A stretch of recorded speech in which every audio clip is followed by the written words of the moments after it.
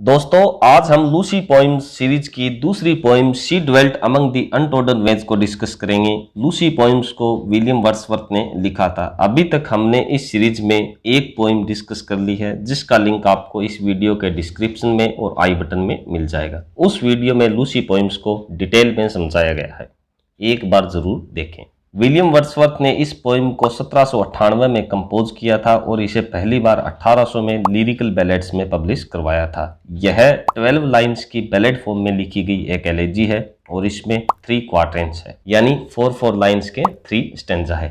प्रत्येक स्टेंजा की rhyme scheme है A B C D E F. इसके प्रत्येक स्टेंजा में आयम्बिक टेट्रामीटर और आयम्बिक ट्राईमीटर को ऑल्टरनेटिवली काम में लिया गया है, यानी इसके प्रत्येक स्टेंजा की फर्स्ट और थर्ड लाइन में आयम्बिक टेट्रामीटर और सेकंड और फोर्थ लाइन में आयम्बिक ट्राईमीटर को काम में लिया गया है।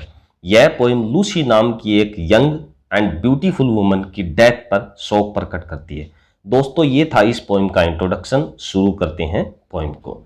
She dwelt among the untrodden ways, कि वह एक ऐसी जगह रहती थी जहां लोगों का कम ही आना जाना होता था।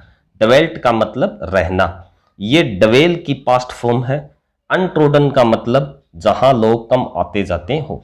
इसको इस प्रकार से समझेंगे, ये ट्रोडन का अपोजिट है और ट्रोडन ट्रेड वर्ब की पास्ट फॉर्म है और ट्रेड का मतलब आपको पता है चलना। इस प्रकार अनट्रोडन का मतलब जहां लोग कम आते जाते हो। आगे देखते हैं। Beside the springs of Dove, Dove नदी के पास में। डव इंग्लैंड में एक नदी है, यानी वह डव नदी के पास किसी ऐसी जगह पर रहती थी जहां लोग कम ही आते जाते थे। A mad whom there were none to praise, वो एक ऐसी यंग और अनमेरिड वुमन जिसे वहां पर किसी ने अप्रिशिएट नहीं किया। मैड का मतलब unmarried woman. And very few to love, और बहुत ही कम लोग थे जो उसे प्रेम करते थे, पसंद करते थे। ये था इसका फर्स्ट स्टेंजा। आई होप कोई कंफ्यूजन नहीं है। देखते हैं next stanza. A violet by a mossy stone, और वो काईदार पत्थर के आसपास खिलने वाले वायलेट फ्लावर की तरह है।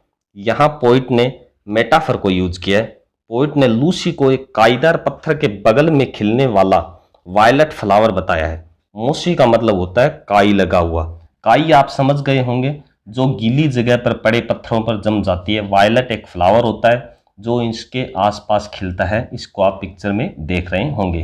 हाफ हिडन फ्रॉम दी आई, जो प्राय इन पत्थरों के बगल में खिलने के कारण अनदेखे रह जाते हैं। लोगों का इसकी खूबसूरती पर ध्यान ही नहीं जाता। अर्थात पोइट कहना चाहते हैं कि लोगों का ध्यान उस ब्यूटीफुल अनमेरिड वुमन की तरफ नहीं जाता जो वास्तव में ब्यूटीफुल एंड डेलिकेट है, लेकिन उसकी खूबसूरती उस वायलेट फ्लावर की तरह है जो बड़े बड़े पत्थरों के बगल में खिलने के कारण दब जाती है। वो अननोटिस्ड रह जाती है, लोगों का उसकी तरफ ध्यान ही नहीं जाता। देखते हैं आगे। Fair as a star when only one is shining in the sky, वह तो शाम के समय आसमान में चमकने वाले एक तारे की तरह खूबसूरत थी। She loved unknown and few could know When Lucy ceased to be, जब तक लूसी थी तब तक वो अनजान ही रही। एंड फ्यू कुड नो, और कुछ एक लोग ही थे जो उसे जानते थे। अब उस लूसी का अंत हो गया है। सीज का मतलब होता है अंत होना, अर्थात अब लूसी जिंदा नहीं है, उसकी डेथ हो चुकी है। लेकिन जब वो जिंदा थी तब लोगों की नज़रों में वो अनजान ही रही। बहुत ही कम लोग थे जो उसे जानते थे और डेफिनेटली पोइट उन लोगों में से एक थे जो लूसी को जानते थे। और दोस्तों, when Lucy ceased to be इस पोइम की 10th लाइन है, जिसमें पोइट ने उस वुमन के नाम का खुलासा किया है। इससे पहले वाली लाइंस में उन्होंने उनके नाम का जिक्र नहीं किया है। आगे देखते हैं। But she is in her grave, लेकिन अब वो मर चुकी है, अब वो दफन है। ग्रेव का मतलब कब्र में दफन होना। And oh the difference to me, और इस बात का मुझ पर प्रभाव पड़ा, अर्थात लूसी की डेथ का पोइट को आघात लगा। पोइट को उसकी मृत्यु पर दुख हुआ। पोइट की लूसी के साथ इमोशनल बॉन्डिंग थी। तो दोस्तों, ये अपनी दूसरी लूसी पोइम है। नेक्स्ट वीडियो में अपने next Lucy poem I travelled among unknown man को डिस्कस करेंगे। आई होप ये पोइम आपको अच्छे से समझ आ गई होगी। अगर ये वीडियो आपके लिए थोड़ी सी भी हेल्पफुल है तो वीडियो को लाइक ज़रूर करें।